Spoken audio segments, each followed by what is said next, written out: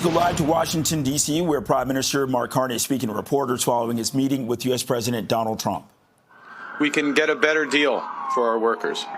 We can create more opportunities for our businesses.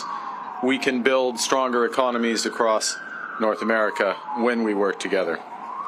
And really today marked the end of the beginning of a process of the United States and Canada redefining that relationship of working together. The question is how we will cooperate in the future, how we can build an economic and security relationship built on mutual respect, built on common interests, and that delivers transformational benefits to our economies. We had what I would describe as wide-ranging and, as I said a moment ago, very constructive discussions.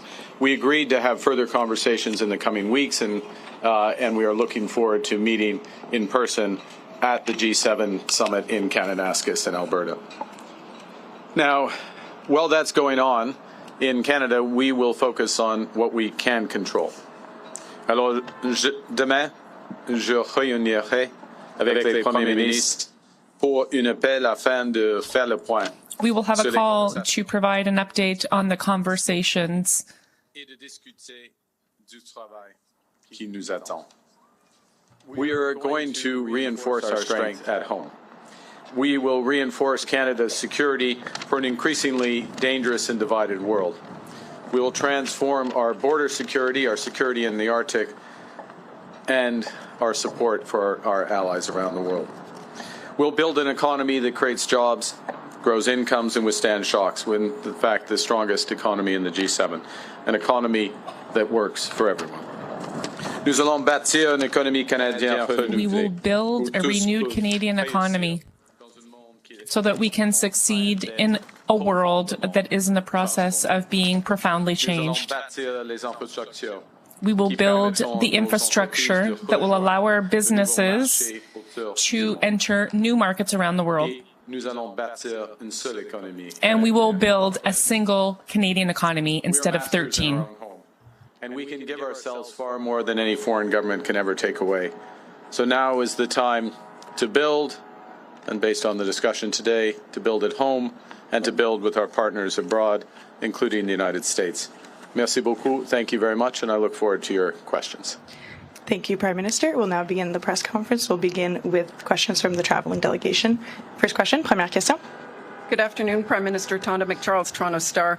I was watching your face through the meeting in the Oval Office, and I wondered what was going through your mind when the President talked about erasing the artificial border and how he criticized your predecessor and Madam Freeland. Thank you for your question. I'm glad that you couldn't tell what was going through my mind as that was going through. With respect to the first point, the President has made known his wish about that issue for some time. I've been careful always to distinguish between wish and reality. I was clear there in the Oval Office, as I've been clear throughout on behalf of Canadians, that this is never going to happen. Canada is not for sale. It never will be for sale. Some things, as I said in the room, some things are never for sale. And he agreed with that.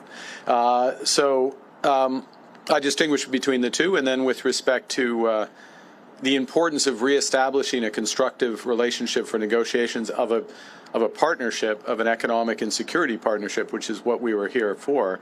I look forward, not back, and I think we established a good basis today. What gives you specifically any indication that the President is willing to renegotiate a new trade deal with you and drop tariffs?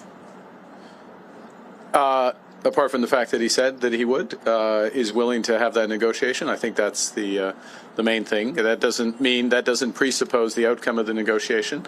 As I've emphasized, it's a complex negotiation. There'll be zigs and zags, difficult aspects to it, but the prospect is there. We discussed it in more detail, and as I said a moment ago, we'll be following up both between officials, but also he and I in the coming weeks. Thank you. Bon, Sorry.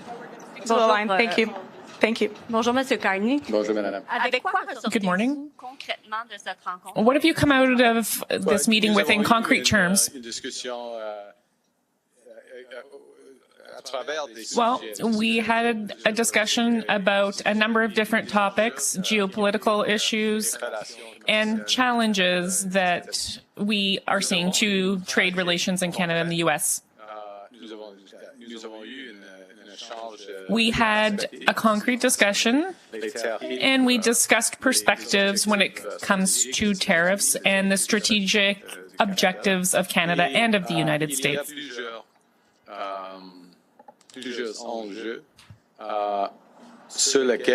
There are several issues on which we can move forward in our discussions. There is a plan, and as well there is the will between two countries to move forward with discussions. But there was no discussion on specific tariffs today. When Mr. Trump was asked about tariffs and if he intended to do anything about them or lift them today, he said no. So how do you interpret that? That was no surprise to me. Not at all. It's a very complex situation. There are a number of different tariffs, and there are links between U.S. initiatives, and the world is more dangerous and divided. There are links between our security and economic relationships. So there is no Canadian initiative that can change that situation. That's the reason why we need to have comprehensive discussions. So we should be expecting several months then before anything?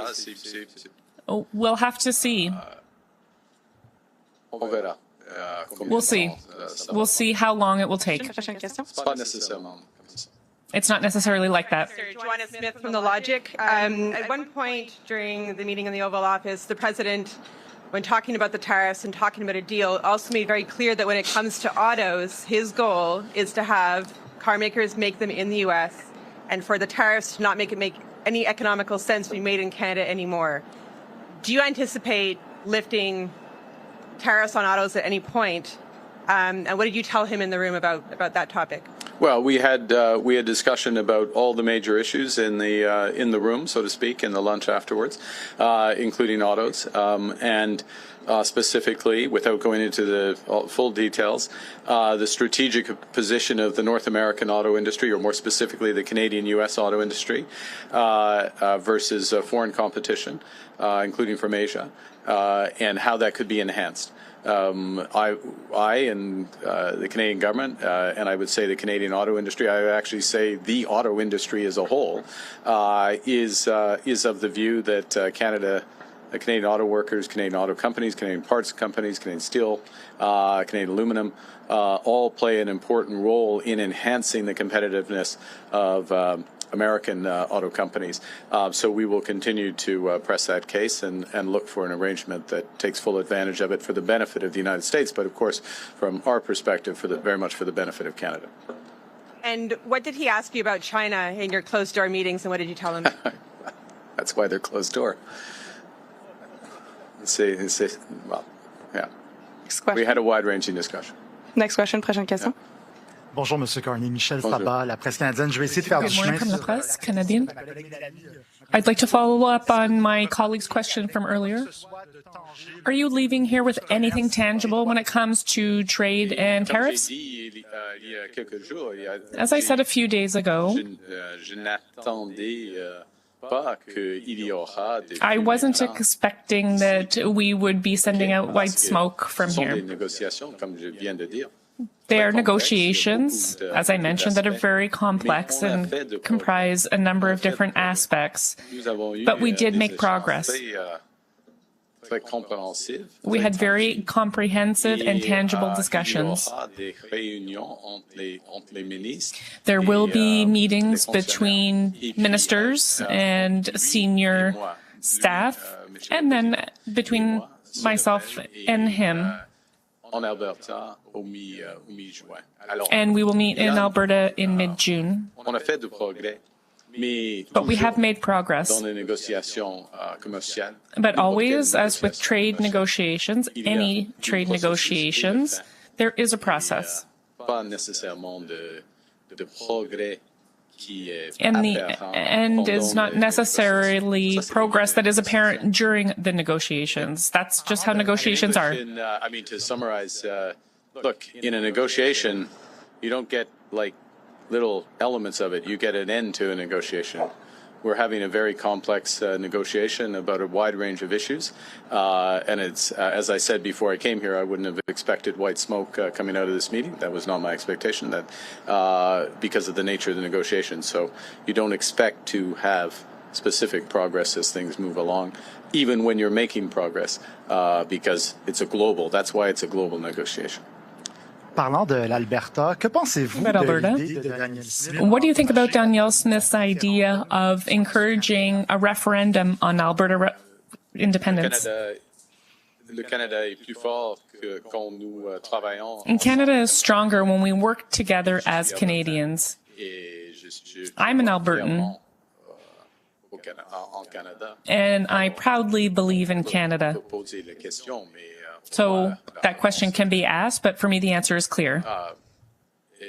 Canada is stronger when we work together. As an Albertan, I firmly believe that. You can always ask a question, but I know what I would respond clearly. Prochaine question. Next question. Bonjour, M. Carney. Olivier Ferrand-Boissé de TVA. Good morning from TVA. Mr. Trump vous a convaincu qu'il voulait Did Mr. Trump convince you that he really does want to renegotiate the free trade agreement? Because it didn't seem clear in the Oval Office. No, it is clear, yes. It's clear that there will be. We started the renegotiation of our trade relationship. That includes NAFTA. Vous aviez dit à plusieurs reprises que, You've said several times that, in your opinion, Mr. Trump wanted to break us in order to own us. Is that still your reading of his intentions after your meeting? I believe that we are strong, and Canada is becoming stronger every day, week after week, with the new government. So he will be disappointed with that idea. Good afternoon, Prime Minister. JP Tasker, CBC News. How are you? I'm well, thank you. JP. How are you? I'm good. Good. Do you feel better or worse about Canada-U.S. relations after meeting with the President today? It was a very constructive meeting. I feel better about the relations in the sense of, in many respects, one, the posture, if I can put it that way, or the positioning the President took towards us. Secondly, the breadth of discussion and how concrete the discussions were. These are the discussions you have when you're looking to find solutions, as opposed to laying down terms, if you will. So feel better about that. And I would add one other thing, which maybe isn't as obvious, so I should say it, which is that we also discussed a number of issues globally, geostrategically, if I can put it that way, where we have common interests, common concerns, and that, of course, is a sign of a broader and very healthy, or a healthy relationship. Look, we have, JP, we have a lot more work to do. I'm not trying to suggest, at any respect, that we can have one meeting and everything's changed. But now we are engaged, and very fully engaged. Good afternoon, Prime Minister. Ashley Burke, CBC News. What specifically did you say to President Trump about lifting tariffs on Canada? And based on your conversations, what do you think it would take to get those tariffs lifted, and how long could it take? Well, I can't answer the second part of your question because we don't make that decision. But certainly press the case in a number of areas where we think the tariffs should be lifted. And specifically, I'll give an example with respect to the scourge of fentanyl and the considerable efforts that have been made at our border and behind the border in terms of raids as well. huge investments in border personnel, in drone surveillance, Black Hawk surveillance, and then those are being reinforced, as you would have seen during the campaign, commitments to another 2,000, in effect, 1,000 border guards through CBSA, another 1,000 RCMP, further efforts there. And what we're seeing is huge results for this. Canada's contribution to this problem, cross-border problem, was always very small, but it's down by over 90% with the efforts. And it is an absolute focus of the government. So that is an example of where we would see the case being very strong for the tariffs to be removed. We've made that case. We'll see where that goes. In other areas, the tariffs are, in our view, not in the interests of American competitiveness and jobs. We have more work to do on making those cases on that. Thank you. Pardon? Sur le fentanyl. In French, Alors, nous avons fait beaucoup de progrès en ce qui concerne le fentanyl. we made a lot of progress on fentanyl. On a commencé. There's been a drop. Un niveau très bas. We started with a very low level compared to Mexico, less than 1%.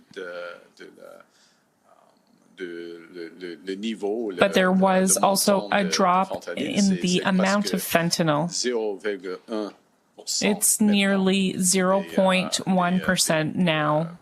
Des exemples. Alors, mais c'est pas par hasard. But that's not just random. It's because we invested a lot in the security at our borders. And my government will reinvest even more, 20% more, for example, in border agents. The case for removing or getting rid of the tariffs related to fentanyl is very strong now. For one last question and follow-up, dernière question and question suivie. Hi, Prime Minister. Stephanie Taylor with the National Post. I heard you say, there is a difference between the president's comments around Canada becoming a 51st state as a wish versus a reality. You told him that Canada was not for sale. But many Canadians are offended and deeply angered by the fact that he keeps repeating this comment. So have you asked the president to stop calling Canada the 51st state? Yes. Today. Okay, specifically, what did you ask him? Exactly what you just said. But what words did you use? How did you ask him? Look, I gave you an answer. Do you have a follow-up? En français. What was his answer? Well, we'll look. I don't know. He's the president. He's his own person. I would go back to showing the difference between a wish and a reality. We're very clear. I've been very clear publicly, consistently. I've been very clear in private. I was clear again in the Oval Office. Would be clear throughout. The president, he understands that we're having a negotiation between sovereign nations and that we will only pursue and accept a deal that's in the best interests of Canada, not just in the short term, but in the medium and long term for Canada. J'ai dit, c'est pas utile de répéter cette idée. There's no need to repeat that idea. I told him.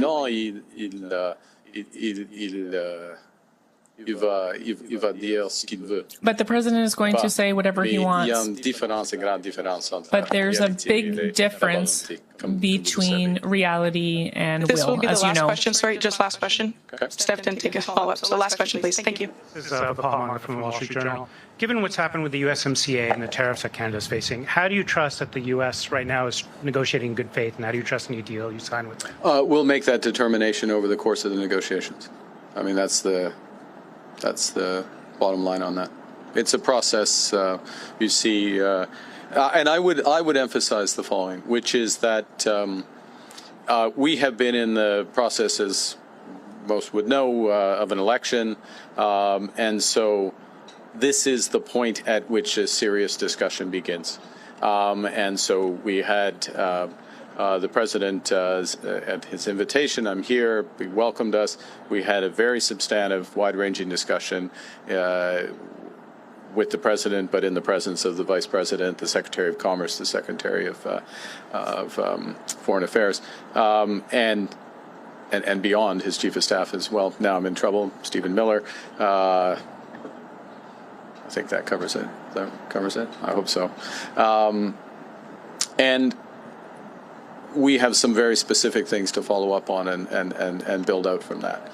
And in any negotiation, then you make a determination based on that. It also, part of what you make a determination based on is, are the incentives aligned in the agreement that you get? And I think the lesson would be of this experience is to ensure that the incentives are aligned and durably so between the two countries, and that is a way that agreements are self-reinforcing. Thank you very much. Prime Minister, this was notre press conference. C'est ce qui met fin à notre conférence de presse. Merci. Okay, for the past almost 20 minutes, we've been listening live to Prime Minister Mark Carney speak to reporters. This is following his meeting with U.S. President Donald Trump in Washington. You know, towards the end there was a little bit of a tense exchange with the reporter regarding the back and forth of Trump calling Canada the 51st state. Carney saying that I gave you an answer, and also moving on to the reporter's second question. You know, also Carney said, look, we can get a better deal. We can build stronger economies across North America. When talking about his meeting with Trump, you know, this is the beginning of finding a deal, of working together. They had a wide-ranging discussion, a constructive discussion, which they will speak further at the G7 in Alberta in June.